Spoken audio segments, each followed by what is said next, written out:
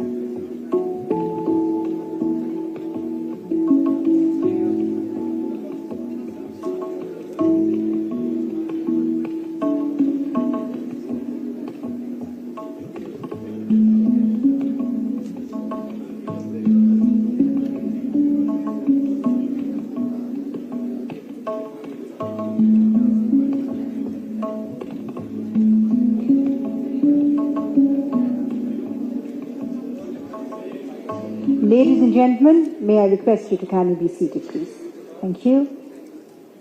And another announcement for all mobile telephones and electronic gadgets to be on silent mode, please. Thank you very much.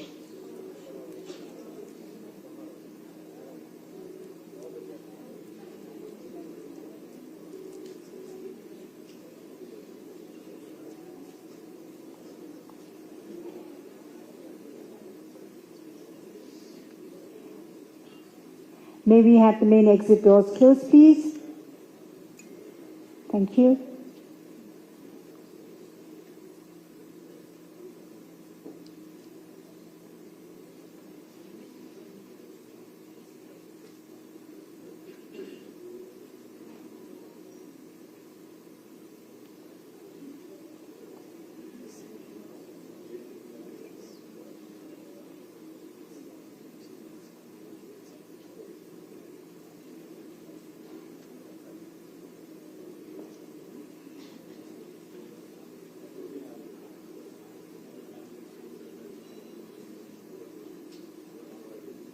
The distinguished dignitaries will be arriving from my door on the extreme left-hand side, and once they arrive, I'll be calling their names.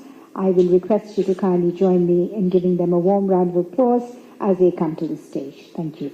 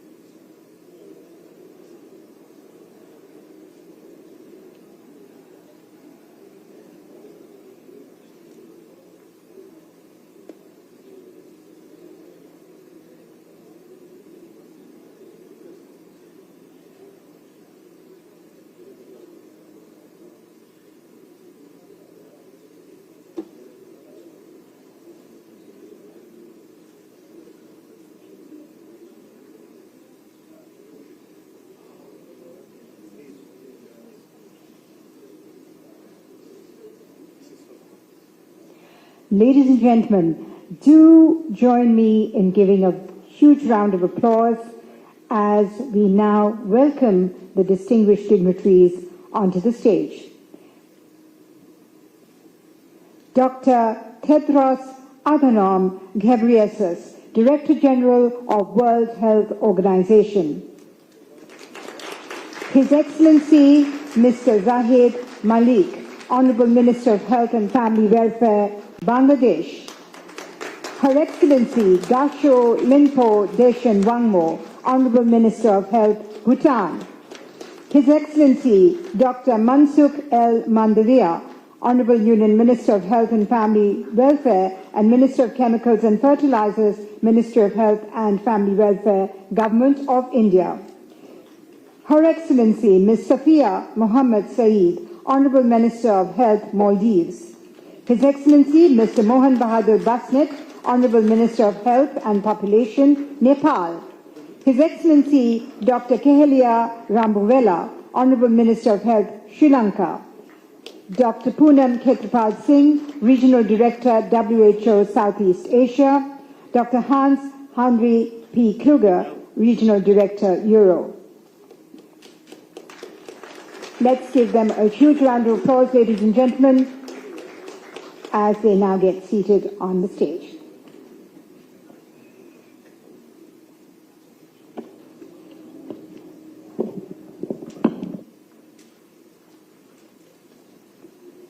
Distinguished dignitaries on the stage, our very respected delegates, respected members of the press and media, ladies and gentlemen. A very warm welcome goes to all of you attending the ministerial meeting, Sustain, Accelerate and Innovate to End Tuberculosis in Southeast Asia region. I now have the privilege in inviting Dr. Poonam Khetrapal Singh, Regional Director, WHO Southeast Asia, for her opening remarks, please.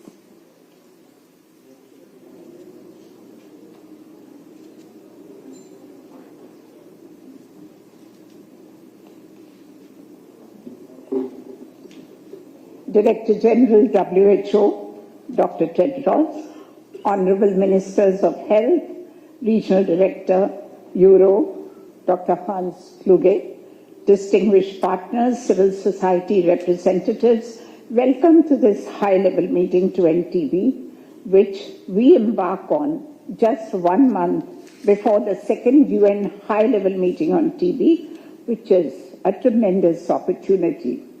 I express my sincere gratitude for your presence and my utmost thanks to community representatives who are not simply the heart but the voice of our TB response.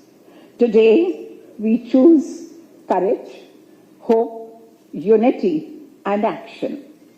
We renew a bold yet attainable vision, a Southeast Asia region where TB is no longer a public health problem, menacing millions of people with disease, death, poverty, and despair.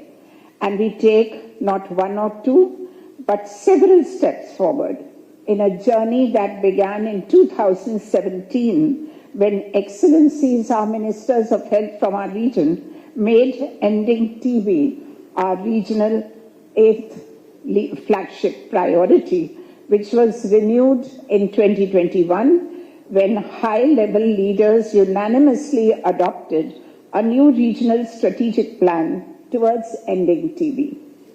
At the first UN high-level meeting on TB in 2018, Indian TB survivor Nandita Venkatesan made a simple yet urgent plea. For political leaders, policymakers, donors, and all other TB stakeholders globally to act now without delay.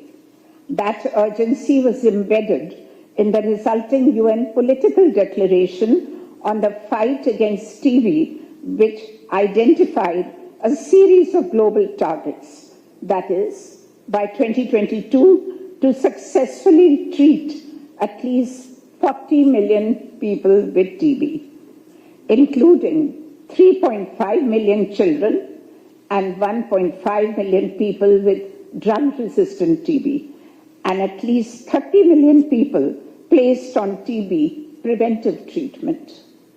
By 2021, the Southeast Asia region had achieved 67% of its apportioned target for treatment overall, 56% of its apportioned target for treatment of children, 50% of its apportioned target for treatment of drug-resistant TB, and 20% of its target for TB preventive treatment coverage. However, as a region, on 3 of the 4 UN HLM targets, we outperformed. Notably, we expect the latest data, which will be released next month, to highlight significant region-wide advances, with several high TB burden countries expected to have initiated more people on treatment in 2022 than in 2019. In other words, together we are bending the curve and must now accelerate momentum, shaping history to our will. For that, in the lead up to the second UN HLM, I have 4 requests to make. First, that at this meeting and beyond, we cultivate the highest level of political and operational commitment. Commitment not at one level or in one sector, but at all levels and in all sectors. Specifically, I urge leaders from each country to establish a high-level multi-sectoral commission on TB, which could also help build health systems resilience and advance universal health coverage and health security. Second, we must actively accelerate access to new TB tools, technological and treatment regimens that are people-centered and which are delivered at the primary healthcare level within the community. For this, I urge you to share experiences and lessons learned and agree on concrete measures to strengthen South-South collaboration with a focus on facilitating affordable national procurement. Third, let us allocate adequate and sustainable domestic resources to meet TB service coverage targets, building on the sustainable increases already achieved.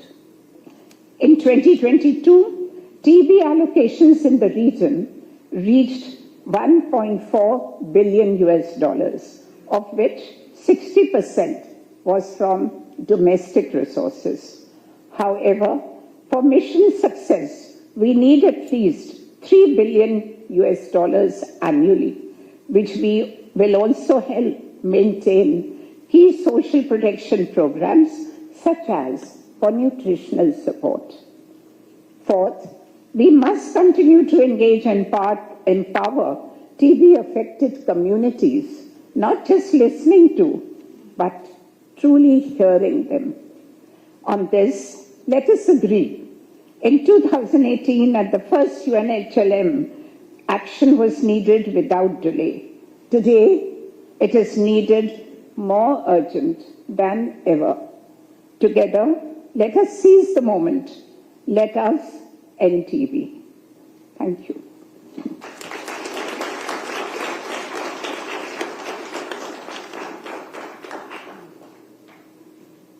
Thank you very much, ma'am, for your opening remarks. Ladies and gentlemen, it is now my privilege in requesting Dr. Tedros Adhanom Ghebreyesus, Director General of World Health Organization and co-chair of this event, for his inaugural keynote address, please.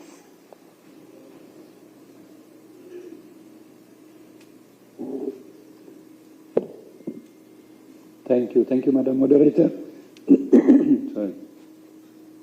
Your Excellency, Dr. Mansukh Mandavia, Minister of Health and Family Welfare of India, Excellencies, Ministers, and my RDs, Dr. Poonam and Dr. Hans, Excellencies, dear colleagues and friends, Namaste, and good afternoon, and it's an honor to be here with you today. And I thank India for hosting this very important gathering. With almost half of the global TB burden, nowhere is the fight against TB more important than here in the Southeast Asia region. And here in India, a country with one of the highest burden of TB, I applaud the leadership of the Honorable Minister, the Honorable Prime Minister Narendra Modi, and the effort of the Minister with their commitment to end TB. India has ambitious targets backed by a substantial increase in domestic funding and implementation of innovative approaches and multi-sectoral action. This provides inspiration to other countries and leaders to prioritize ending TB. I would also like to acknowledge key partners represented here today, including the Global Fund, USAID, CDC, Bill and Melinda Gates Foundation, FIND, civil society organizations, and others. We need all hands on the deck to end TB. This is a disease that afflicted humanity for millennia and remains one of the world's top infectious killers. TB kills 1.6 million people each year and affects millions more, with enormous impacts on families and communities. Over the past 2 decades, we have made significant progress in the fight against TB. Since 2000, 74 million more people are able to access TB services. However, major disruptions from the COVID-19 pandemic and other global crises have reversed progress in many countries, including in the Southeast Asia region, causing a drop in the number of people able to access diagnosis and treatment. In the Sustainable Development Goals, countries committed to the target of ending the global TB epidemic by 2030. It's an extremely ambitious but achievable target. We have new and powerful tools to do it, including rapid tests, which reduce testing times from 3 days to less than 2 hours, and new oral treatment regimes for drug-resistant TB that reduce treatment times from 18 months to 6 months. These are game changers for diagnosis and treatment, and both are now becoming widely available in more than 100 countries. But there is one important tool we still need, and that's a new vaccine. The only licensed TB vaccine, BCG, was developed more than a century ago. It saved thousands of lives every year by protecting young children, but does not adequately protect adolescents and adults, who account for most TB transmission. That's why earlier this year, WHO also established a TB Vaccine Acceleration Council to facilitate the development, licensing, and equitable use of new TB vaccines. The Council will work to boost the TB vaccine pipeline and facilitate the licensing and use of safe and effective TB vaccines through partnership-based innovative solutions to close critical gaps in knowledge and financing.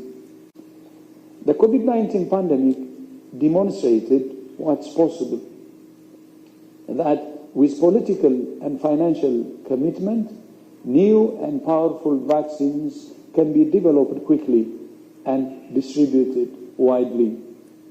TB is a different scientific challenge to COVID, but where there is a will, there is a way. As is the case for so many health challenges that afflict the world's poorest and most vulnerable, the key challenge we face is one of political commitment.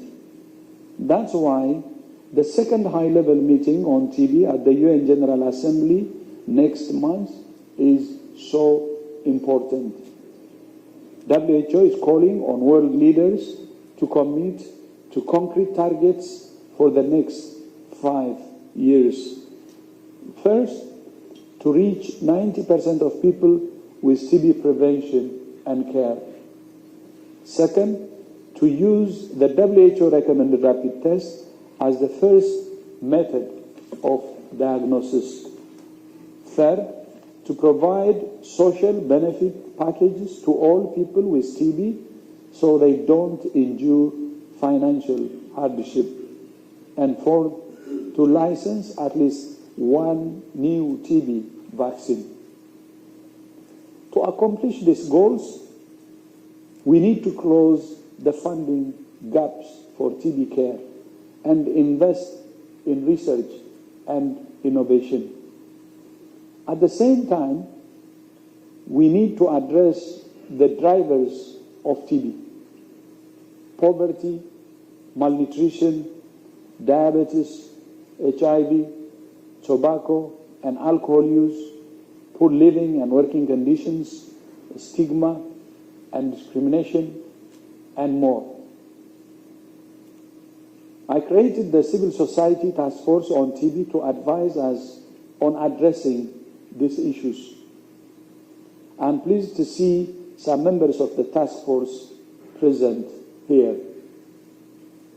Today's ministerial meeting is vital for ensuring highest level participation from countries to work closely with civil society, communities and other stakeholders to contribute to re-energize commitments to end TB.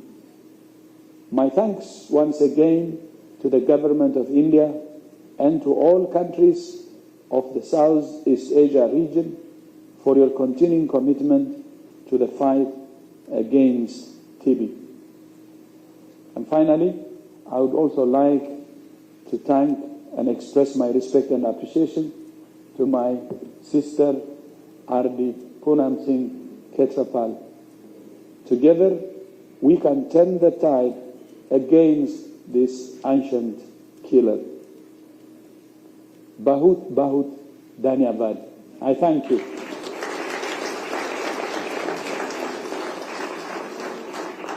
Thank you very much, sir, for your wonderful inaugural keynote address.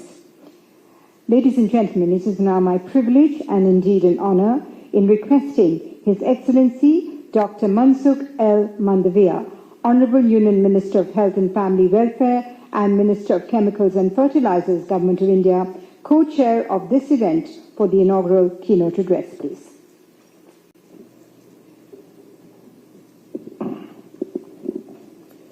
Thank you. Present on dais, Mr. Zahid Malik, Excellency Health Minister of Bangladesh, Leon Podaso Dechen Wangmu, Excellency Health Minister Bhutan, Kehlia Rambuk Pela, Excellency Health Minister Sri Lanka, Mohan Bahadur Basnet, Health Minister Nepal, Safia Mohammad Said, Deputy Health Minister Maldives, Dr. Tedros, Director General World Health Organization, Hans Henris Koch, WHO Regional Director Europe, Poonam Khetrapal Singh, WHO Southeast Asian Region. Namaste to all. Good afternoon. Welcome to the ministerial meeting, Sustain, Accelerate and Innovate to end TB in the Southeast Asia region. I thank all of you for joining us today to discuss the important agenda on combating tuberculosis. This year, we observe World TB Day at the One World TB Summit in India at Varanasi, Uttar Pradesh,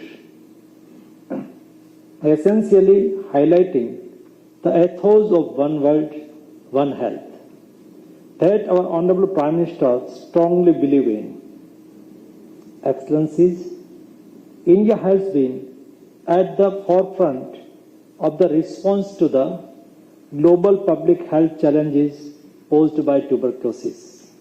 Under the dynamic leadership of our Honorable Prime Minister, we have committed to eliminating tuberculosis from India by 2025, which is 5 years ahead of the target to the global SDG goal. Following this commitment, India strengthened the approach towards TB elimination and made tremendous efforts. In this regard, I am proud to highlight that India leveraged the power of data-driven decision by developing its own mathematical model to estimate tuberculosis burden using local evidence.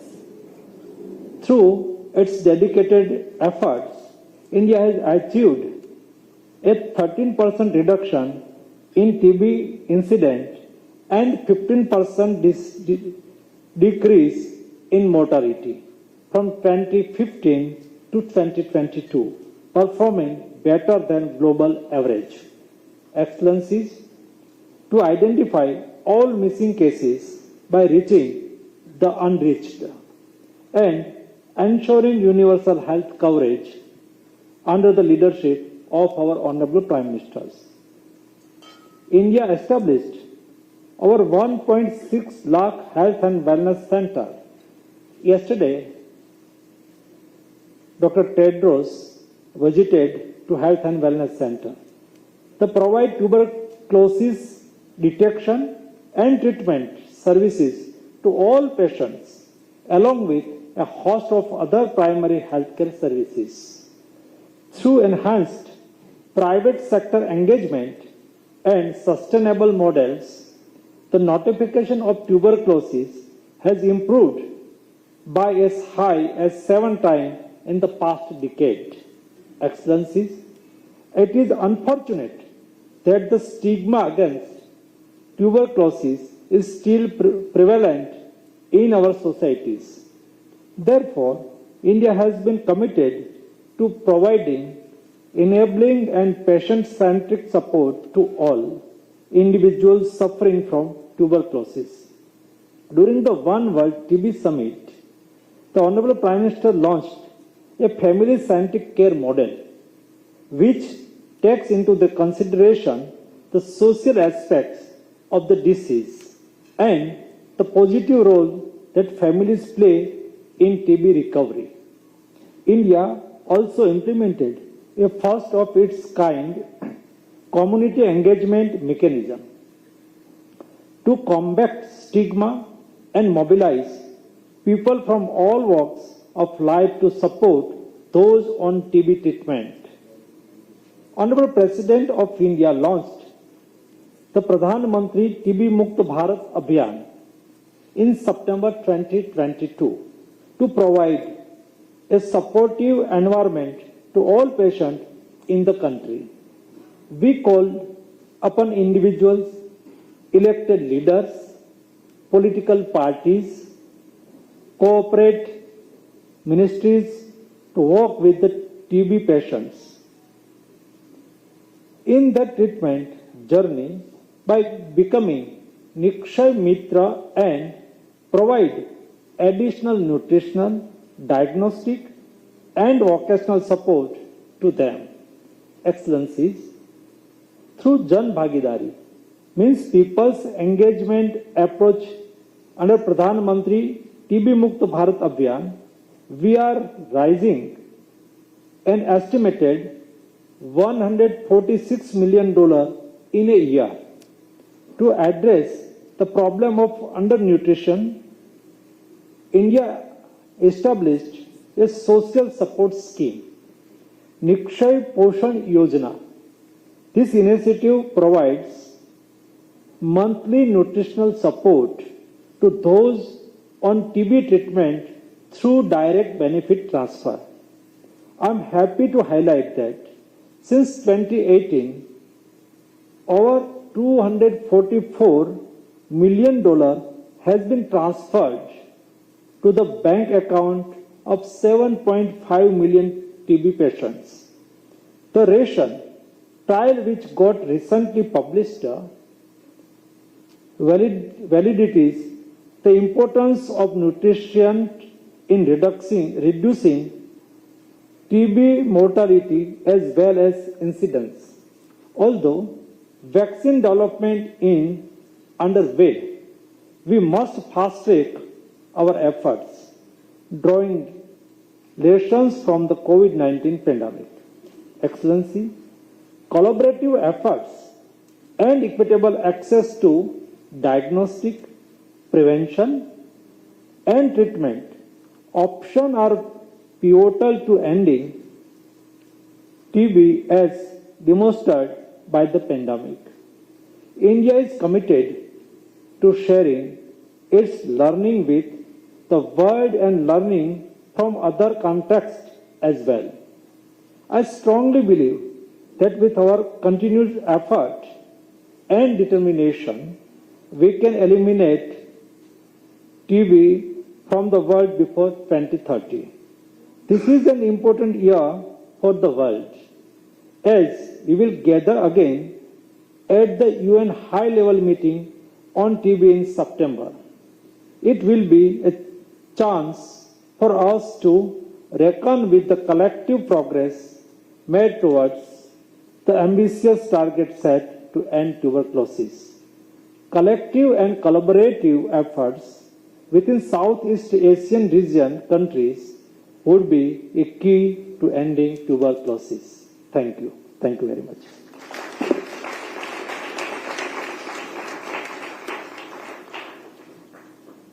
Thank you very much, Your Excellency, for your most wonderful inaugural keynote address. Thank you, sir. I now have the privilege in inviting Shri Sudhansh Pant, Secretary Health, Ministry of Health and Family Welfare, to kindly share the best practices from India, please.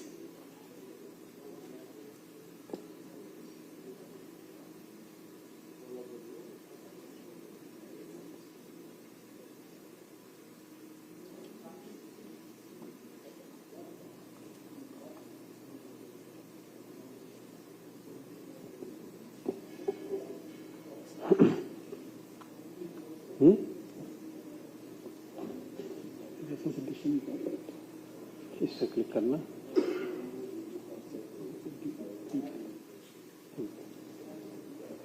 Namaskar.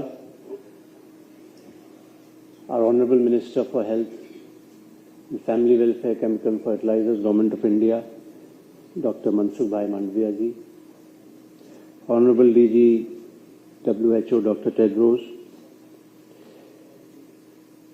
Excellency Health Minister of Bangladesh, Shri Zahid Malik, Her Excellency Health Minister of Bhutan, Madam Wangmo, Excellency Health Minister Nepal, Shri Mohan Bahadur Basnet, Excellency Deputy Health Minister Maldives, Madam Safia Mohammad Saeed, WHO Southeast Asia Regional Director Dr. Poonam Ketpal Singh, WHO Regional Director Europe Dr. Hans Klug, all distinguished officials, participants, stakeholders, ladies and gentlemen. Our Honorable Minister has already highlighted quite a few of the initiatives and best practices which India as a country has adopted in tackling tuberculosis. I would be formalizing it in the form of a presentation so that the effective steps which have been taken over the last few years could reach out to a larger audience. लेकिन मैं आज इस मंच से एक घोषणा कर रहा हूं कि भारत ने वर्ष 2030 से 5 साल और पहले यानी 2025 तक टीबी को खत्म करने का लक्ष्य अपने तय किया है।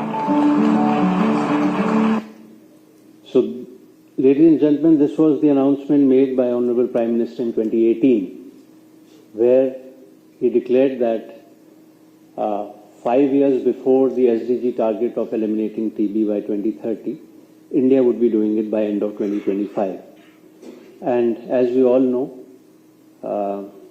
what it entails, if we say we have to end TB, 80% reduction in incidence, 90% mortality, and 0% out-of-pocket expenditure. And then, very recently, on the World TB Day in March of this year, he again reiterated the India's commitment towards elimination by 2025. So, as a nation, we are committed to fulfilling the declaration made by Honorable Prime Minister. And this chart just shows how the resources have been mobilized for TB. And annual TB funding has more than doubled. It was around 260 million in 2015, and it's reached a level of 671 million already. So it's more than 2 times in 7-8 years. And more than 80% of the funding is from government domestic resources. That is also very encouraging.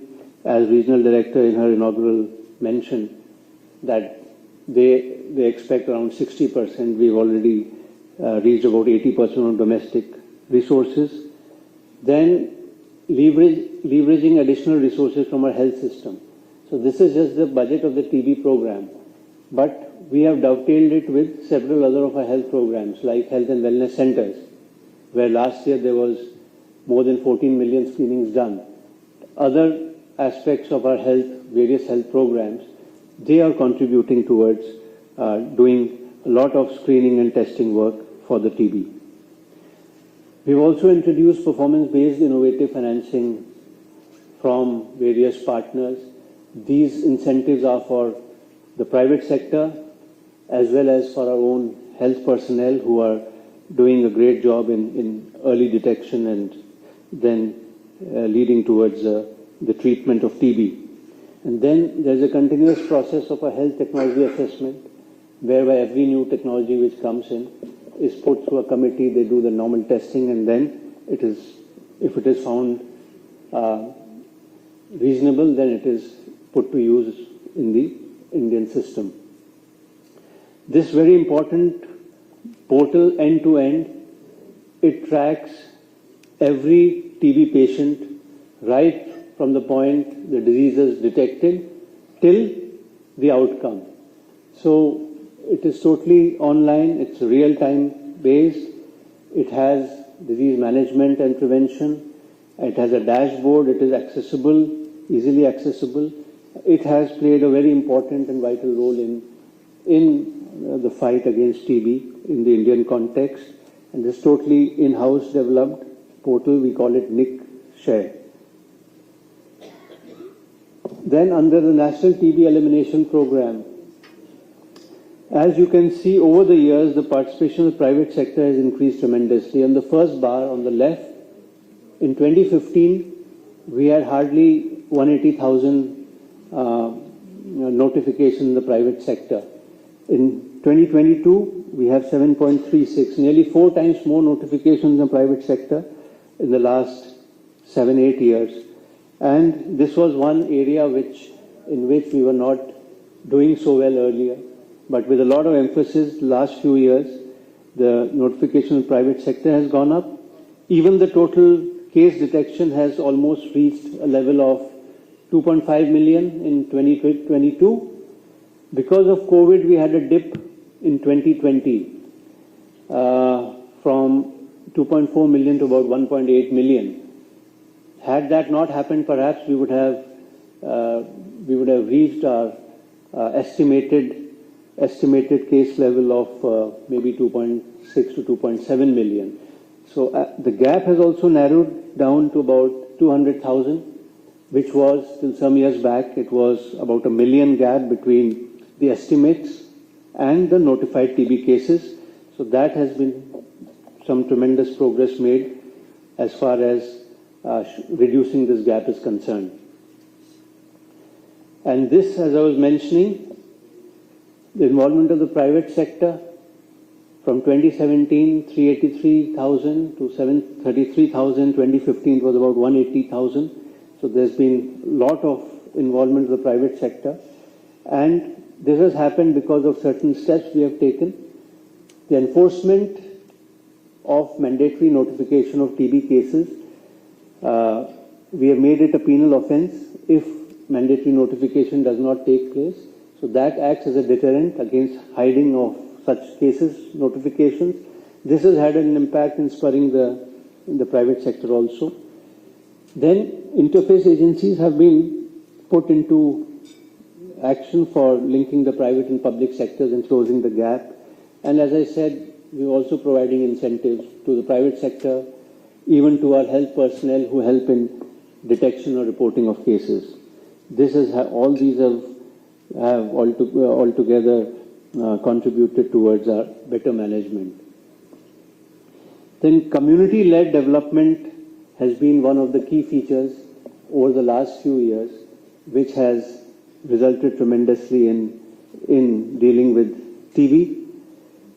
So community volunteers, we have a treatment supporter, community volunteers support people with TB and motivate them to complete the treatment, not give it up midway.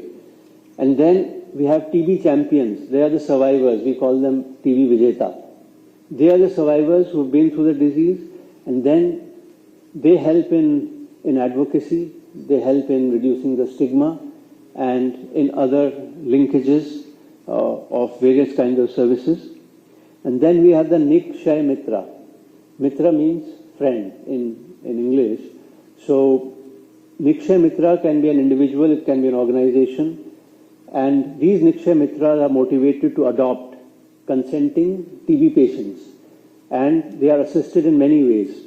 And here I would like to mention that a lot of prominent people have volunteered to become Nikshay Mitras, including our Honorable Minister Dr. Mansukh Bhai Mandavia. He has also volunteered as a Nikshay Mitra.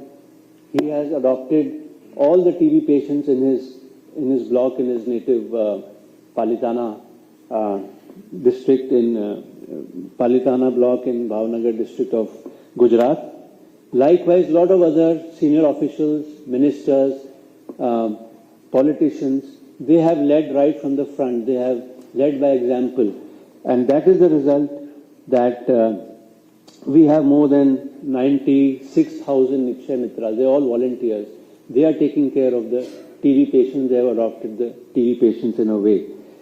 And then we have the concept of a family caregiver.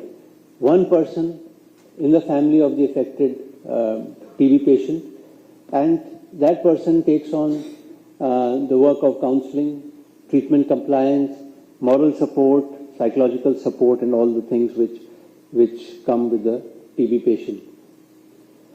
This Pradhan Mantri TB Mukt Bharat Abhiyan, briefly alluded to by Honorable Minister. And this is the Nikshay 2.0 portal. Through this portal and through this Abhiyan is a campaign. It aims to link all TB patients on treatment with a Nikshay Mitra, with a friend, for providing community support. And this is a real-time picture of the dashboard, which shows that nearly 1.4 million patients are on TB treatment, out of which about 1.09 million have consented to receive community support. And of those who have consented, nearly 100%, 1.09 million, have some Nikshay Mitra to support them, to adopt them. So this shows the kind of success which the Nikshay Mitra concept has brought in. Nearly all the TB patients who have consented to be taken care of by a volunteer, they have found a volunteer, and these volunteer Nikshay Mitras are doing a fantastic job in looking after their TB patients.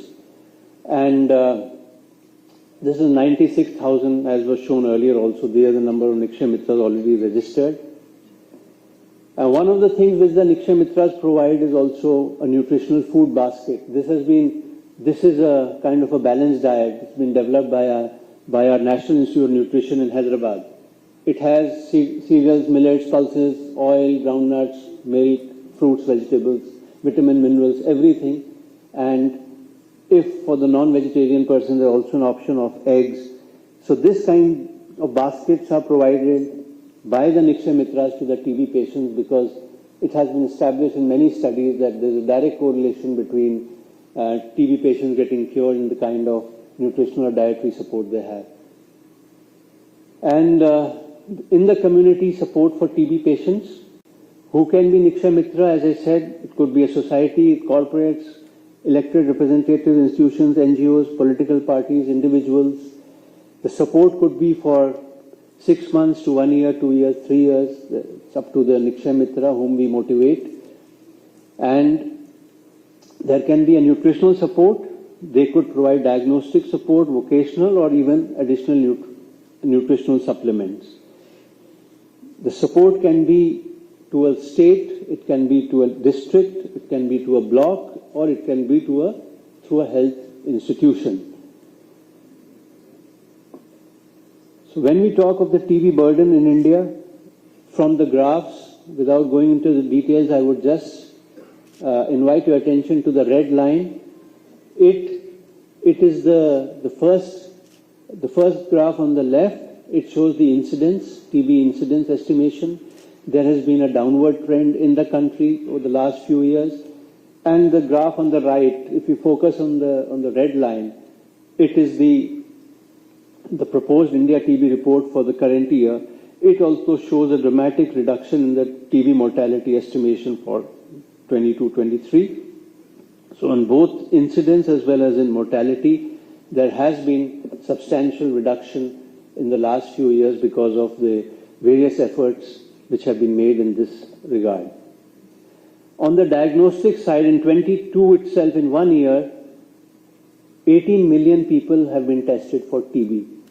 And 221 million people have been screened in active case finding, which itself is a huge number. And out of these 18 million, about 938,000 people with TB got drug resistance testing done. The graph on the right, it shows the way in which the NAT laboratories and the NAT testing has expanded in the country. Last year it touched a level of more than 5.8 million tests, and even the number of machines have now exceeded 5,000, which till some years back it was like 600 odd.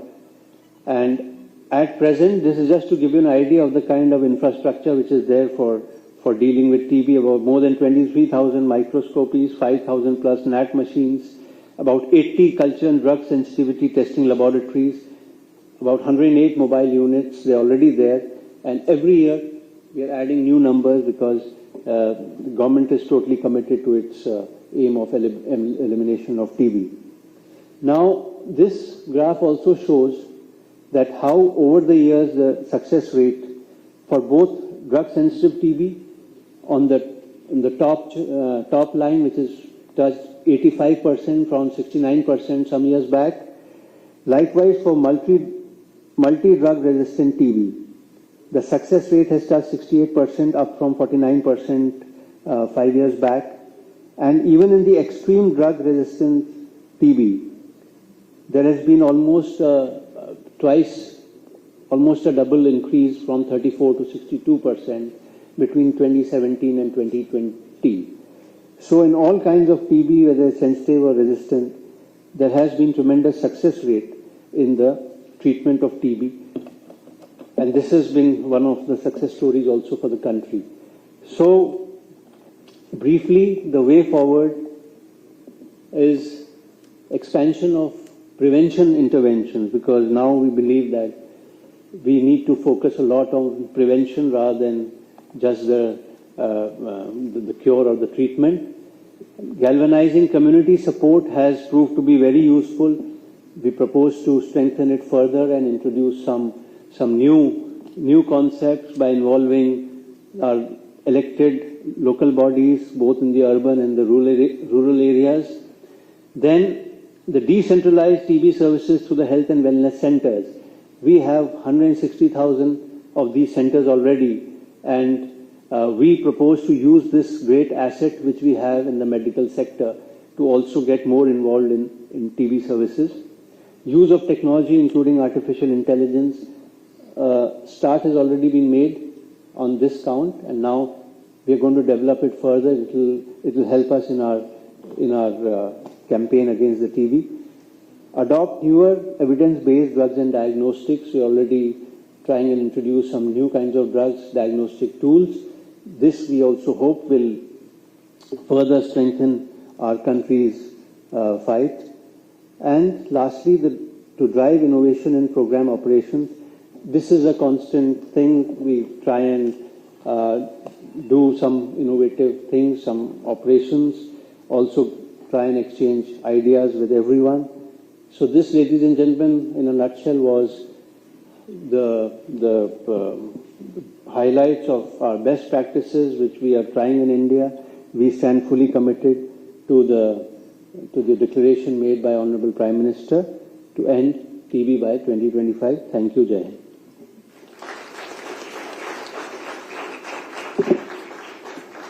Thank you very much, sir, for your conclusion on sharing best practices from India. Thank you very much for a wonderful presentation. I now invite, and I have the privilege in inviting, Dr. Hans-Henry Kluge, the WHO Regional Director for Europe, to kindly share experiences from the European region, please. May I request you, sir, for your address. Esteemed co-chairs, WHO Director General Dr. Tedros, my elder brother, Excellency Minister Mansukh Mandavia, my elder sister, Regional Director Siara Dr. Poonam Singh, Excellencies, Minister of Health of the Southeast Asia region, Professor Mario Ravigloni, my teacher in tuberculosis, Blessina, and everyone from civil society, dear TB family. What a pleasure for me, as I was telling this morning, at the Global Summit on Traditional Medicine, to be back, even briefly, in the Southeast Asia region, where I spent 5 years of my WHO tenure in Myanmar, and where I professionally and personally grew a lot. I really want to thank the Southeast Asia region for being such a school for me. If we speak about TB in the WHO European region, which encompasses 53 member states, going from Greenland to Vladivostok, until 3.5 years ago, we were a very good pupil in the class. Actually, we reached the end TB strategy target of 20% decrease of incidence by 2020 and surpassed it by 25%. But this was until COVID-19 hit our region. And that you see at the right of the slide, where there was really a tremendous drop in case notification of 24% drop. Globally was a drop of 18%, but we went to 24% in 2020 and then partially recovered. But this also had the result that the TB mortality increased, and it actually became the second cause of death in our region. At the same time, we are holding the highest burden of drug-resistant tuberculosis globally, particularly in the eastern part of the region.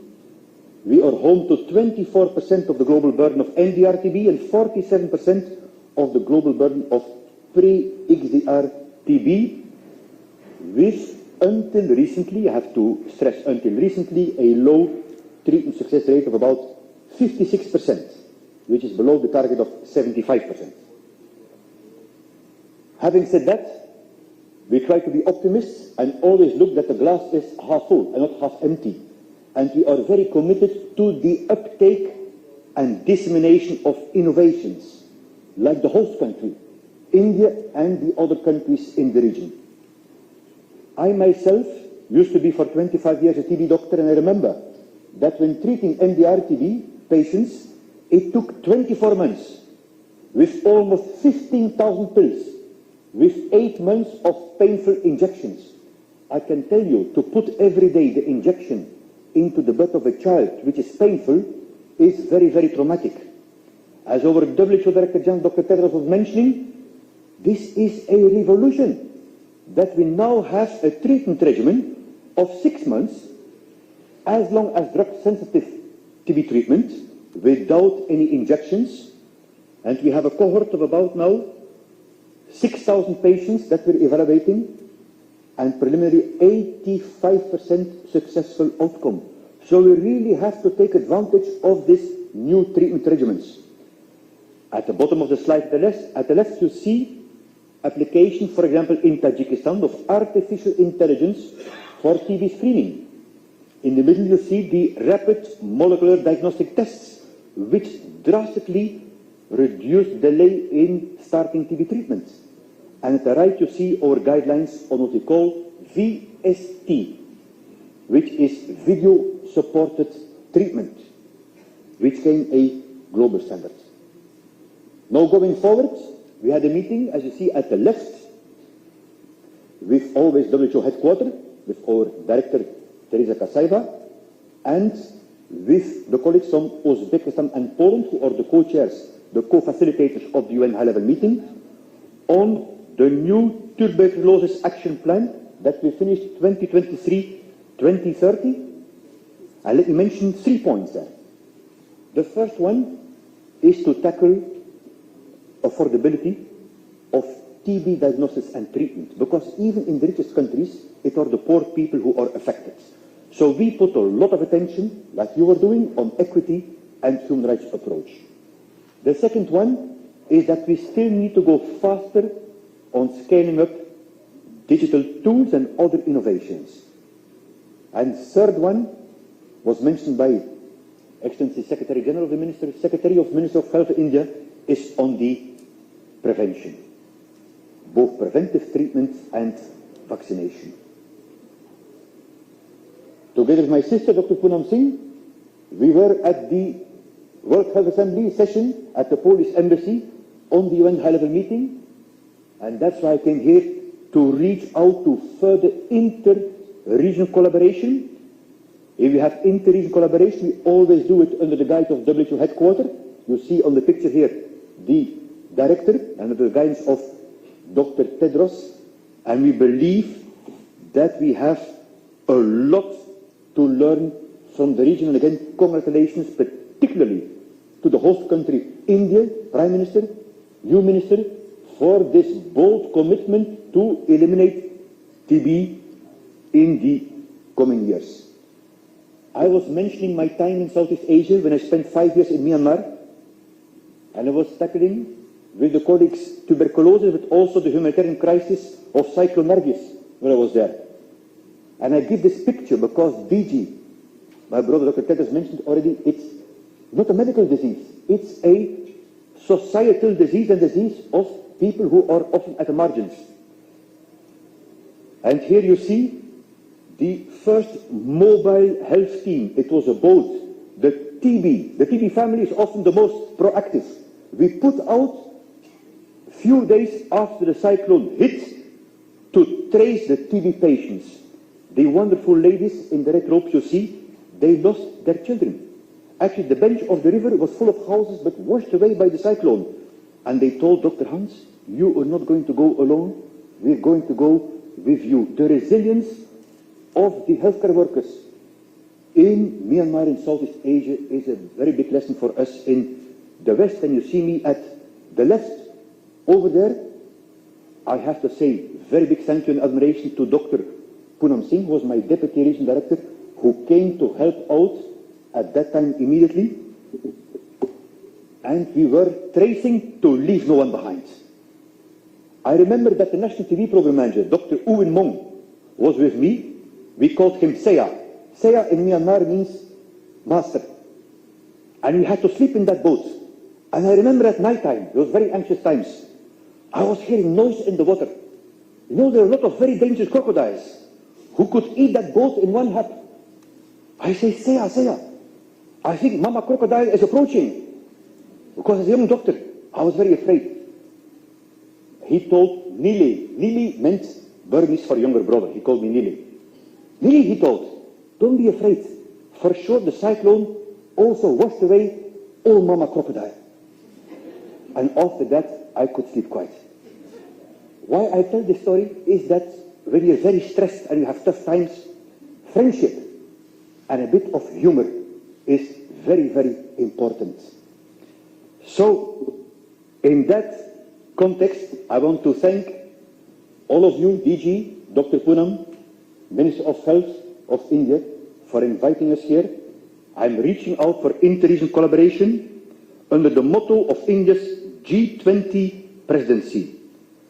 Vasudhaiva Kutumbakam. One Earth, one family, one future. Dhanyavad.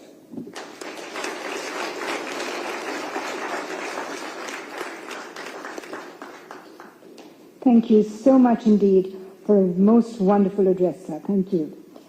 Well, now I'll be calling on the Honourable Ministers in alphabetical order, and we will start with giving a warm round of applause as I invite His Excellency Mr. Zahid Malik, Honourable Minister of Health and Family Welfare, Bangladesh, to kindly give his ministerial address in support of the joint declaration, please.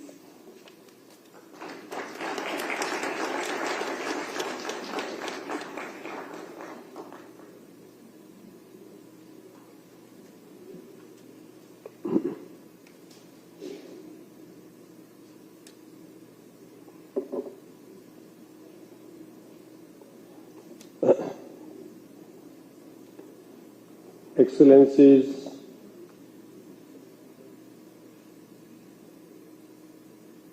DG WHO Dr. Tedros,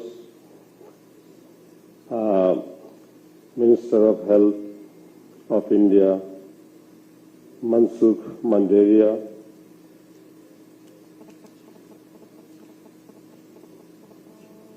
Regional Director WHO, Ministers, heads of delegations, distinguished guests, ladies and gentlemen, colleagues and friends. Thank you for inviting me to speak before you. Thank you for the opportunity. A very good afternoon. Assalamu alaikum and namaste.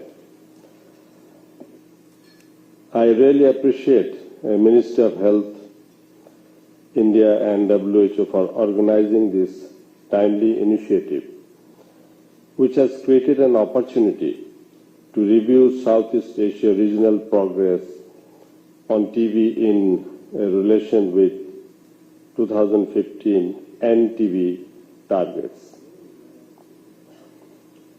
I also take this opportunity to extend my gratitude to the Honorable Prime Minister of India, Sri Narendra Modi ji, for his great contribution and guidance to control and treat TB in India and beyond.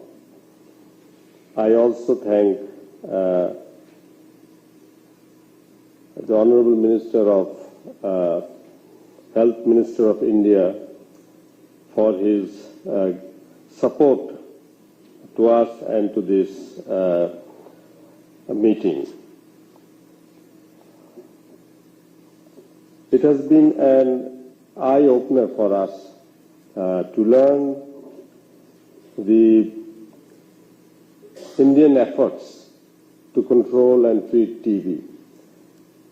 I am really amazed to know the steps taken to control TB. That is, the budget has been doubled in India.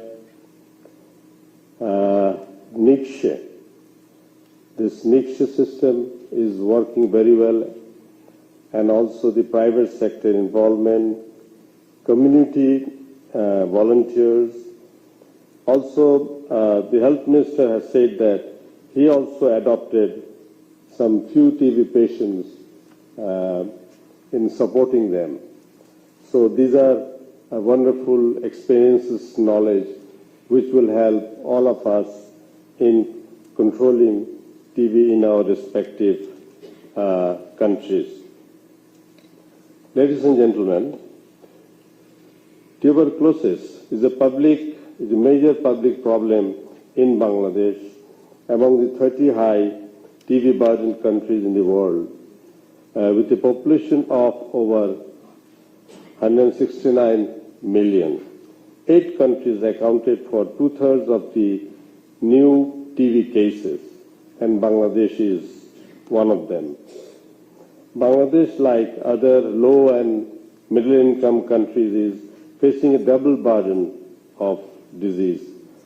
While infectious disease remain a significant public health threat, non-communicable and lifestyle diseases are increasingly threatening the health of the population. The country has a significant prevalence of smoking, diabetes, and undernutrition, all of which contribute to driving the TB epidemic. Distinguished ladies and gentlemen, in 2021, the WHO estimated that there were 375,000 people who developed TB in Bangladesh, and 42,000 people died of the disease. The country notified a total of 300,000 TB patients in 2021, which represents a treatment coverage of 82%. It also implies that about 68,000 people 60,000 people developed TB in Bangladesh in 2021 are not accounted for. These are the missing people with TB. Ladies and gentlemen, Bangladesh has performed excellently in terms of finding people with TB and I am demonstrating few commendable successes. Treatment success rate now in Bangladesh is about 95%. TB mortality in 2006 was 54 per 100,000, which is in total, which is about 77,000 people. Now it has decreased to 25 per 100,000, which is a reduction of 43,000 in mortality at the moment. Bangladesh introduced gene expert machines and advanced molecular diagnostic technology for testing TB in 2012. And in all the Upazila, that is sub-district of Bangladesh, which is over 500, is having this machine. The total machine we are having 588. These are advanced machine for TB detection. Government has declared TB as a notifiable disease. To notify TB cases diagnosed is mandatory, and which has been made mandatory. 100% electronic recording and reporting tool has been introduced in Bangladesh. The government of Bangladesh procuring first-line TB drugs since 2018 from GOB funding and established local manufacturing of TB drugs by local pharmaceutical companies since 2022. So we produce our own TB drugs in Bangladesh. Bangladesh launched the National Costed TB CRG Action Plan. It provides a comprehensive framework for identifying and overcoming communities' rights and gender barriers in the TB program. During COVID, there has been a setback. There was a drop in the notification rate of TB for obvious reasons. Despite the significant interruption to delivery services in the first half of 2020, the country achieved a quick return to pre-pandemic notification levels by 2021. The main contributing factors Bangladesh's success recovery was immediate adaptive actions were taken by government, enhanced collaboration and partnership with NGOs, community engagement for both COVID and TB, screening, referrals and testing. TB diagnostic, particularly the gene expert machines, were utilized for COVID tests and bi-directional TB COVID was established in around 70 sites. Distinguished guests, though Bangladesh achieved remarkable progress in TB control, but still we have got challenges to overcome. As per 2021 notification, data includes that 19% of all TB cases are still missing. Urban TB and hard-to-reach areas, including prison intervention, yet needed to be strengthened. Child TB and extrapulmonary TB diagnosis in district to upazilah level is quite challenging, which we are trying to overcome. There is also a funding gap, which is critical during the COVID period.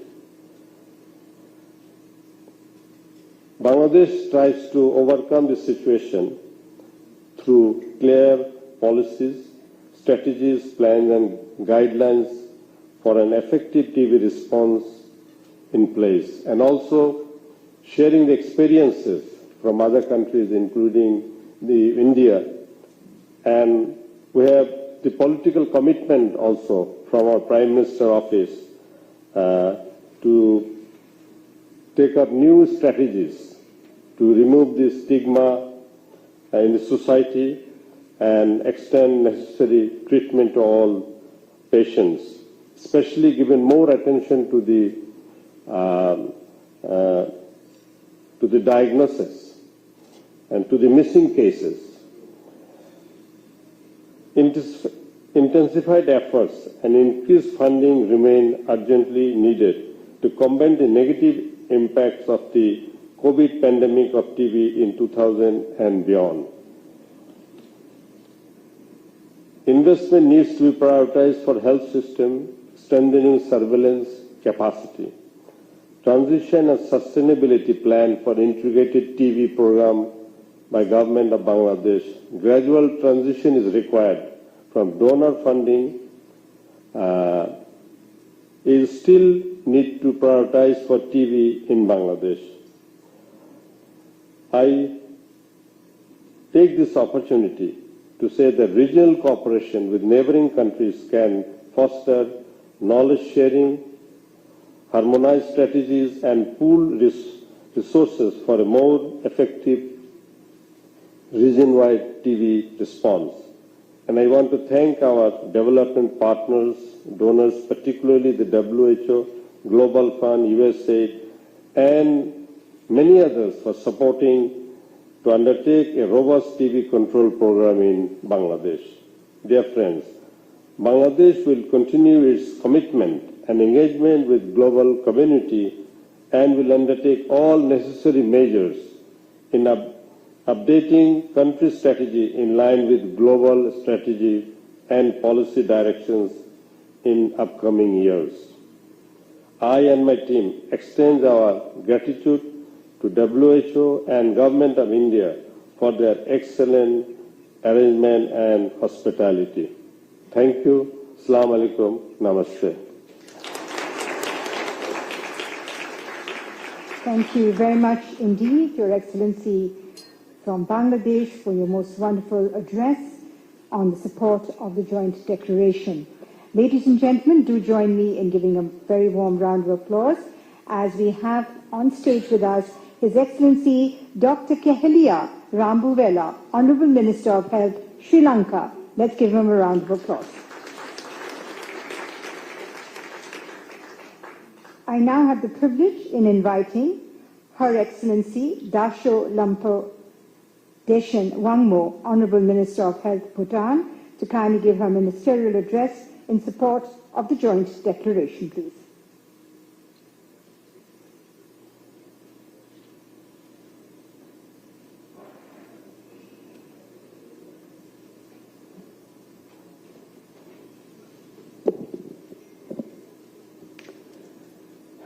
Kuzuzambo, a very good evening to all of you who are gathered here. My fellow ministers, Director General Dr. Tedros, World Health Organization, regional directors of the Southeast Asia region and the European region, delegates, experts, civil societies, and donor partners to NTV. A very warm greetings from the people and the government of Bhutan. We are gathered here today to address a pressing issue that demands our urgent attention, ending tuberculosis in our region. As we gathered here in this ministerial meeting, it is crucial that we acknowledge the profound impact of this devastating disease. This devastating disease has on our societies, our economies, and most importantly, on the lives of the people. Our region is home to 43% of the TB burden. TB continues to be a significant global public health challenge, causing immense suffering and preventing countless individuals from reaching its full potential. In Bhutan and the Southeast Asia region, despite commendable effort, we continue to grapple with the TB burden. And we cannot overlook the multifaceted consequences that TB imposes on our society, from causing immense strain on our healthcare system to perpetuating poverty and inequalities across the nation, region, and the world. However, we must now allow these challenges to deter us from our commitment to end TB, and the time is now to act boldly, collectively, and decisively. We welcome and commit to the implementation of the provision of the Gandhinagar Declaration. Aligned to the declaration, we would like to propose a comprehensive 5-point implementation strategies to realize the aspiration of the Gandhinagar Declaration, so that the declaration does not remain on the paper. First, we must strengthen the healthcare system with a particular emphasis on early diagnosis, treatment, and long-term care of TB patients. This will require increased investment in health infrastructure, trained healthcare workers, and availability of quality diagnostic and life-saving medicine. We would like to call on our development partners to work on our strategies to make diagnostic accessible and affordable to all. I would like to take a moment to acknowledge the Global Fund for supporting the TB program in Bhutan since the introduction of TB. And with their support, today I am happy to inform that Bhutan has adopted GeneXpert as a first line of diagnostic in Bhutan across the country. And thank you, Global Fund, for your support. Second, we must prioritize community engagement and empowerment by involving communities at all levels, from creating awareness to providing support during treatment. We are more likely to achieve effective outcomes and reduce stigmatization around TB. This approach will foster a sense of ownership and collaboration essential for lasting impact and change. I would like to congratulate the Government of India for this innovative ideas of using the community system to empower communities and reach treatment and improve accessibility to treatment and care services.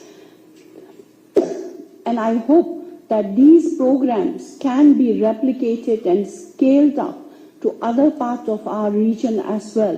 So this I see as a great opportunity to learn from each other so that we can achieve the regional aspiration to end TB.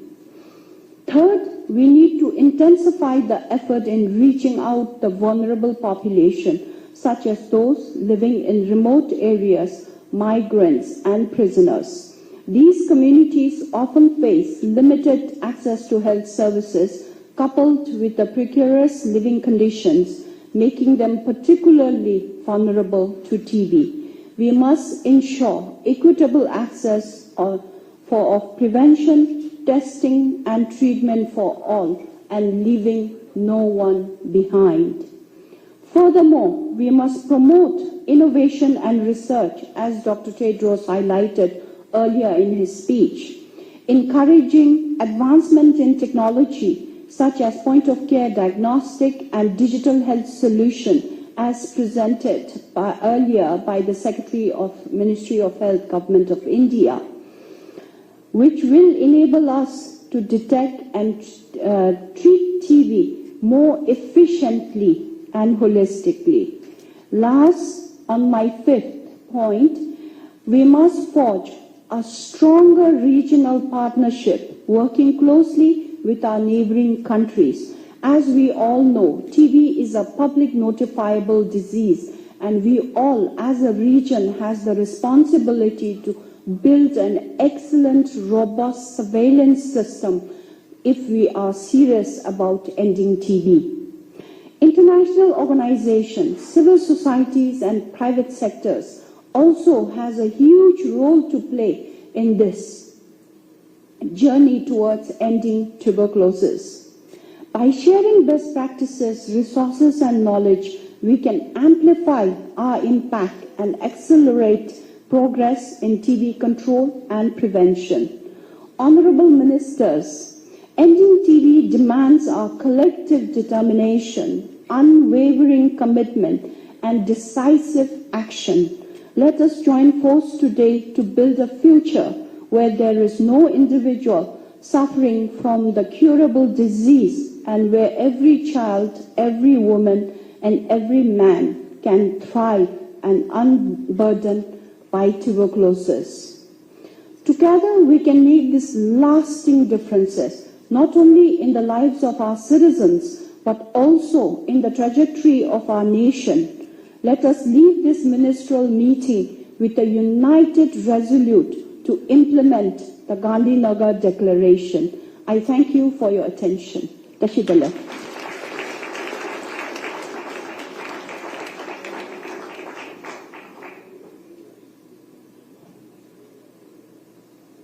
Thank you very much, Your Excellency, for a most wonderful address. Honorable Minister of Health from Bhutan, for your ministerial address in support of the joint declaration.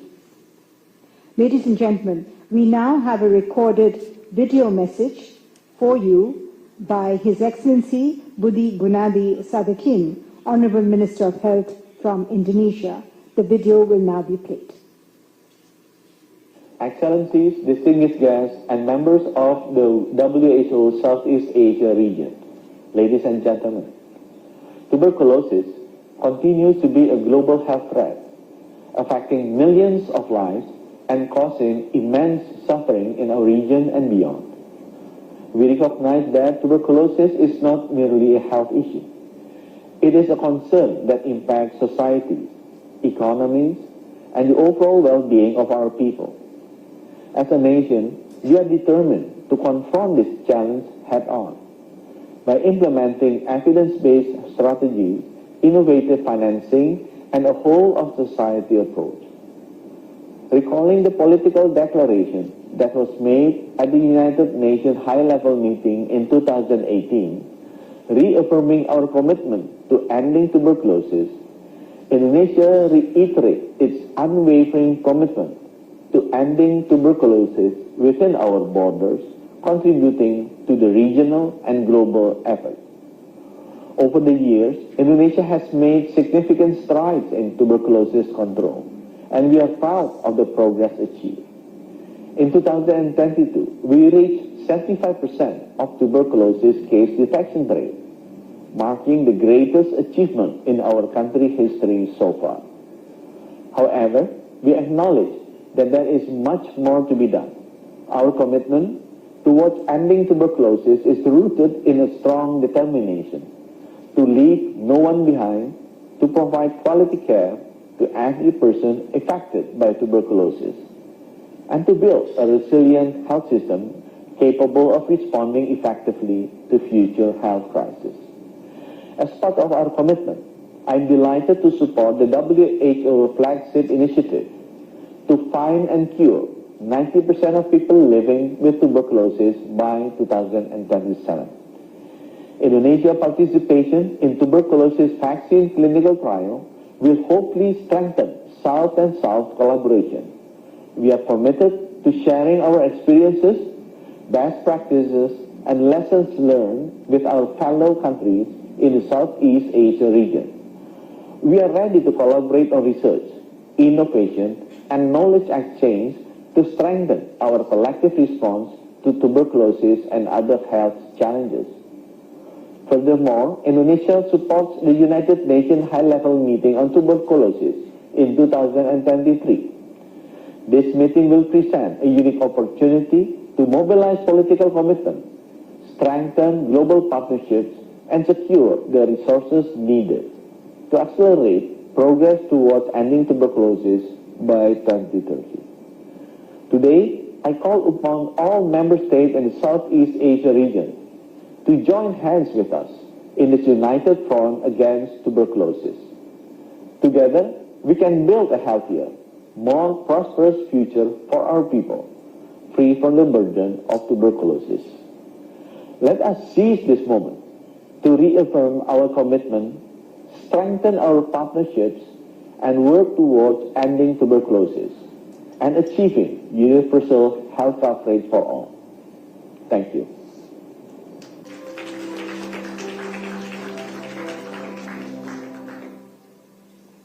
That was a wonderful video message which was given to us.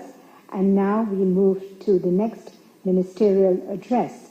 And for that, I have the proud privilege and honor in requesting Her Excellency Ms. Safia Mohammed Saeed, Honorable Deputy Minister of Health from Maldives, to kindly give her ministerial address on the joint declaration, please.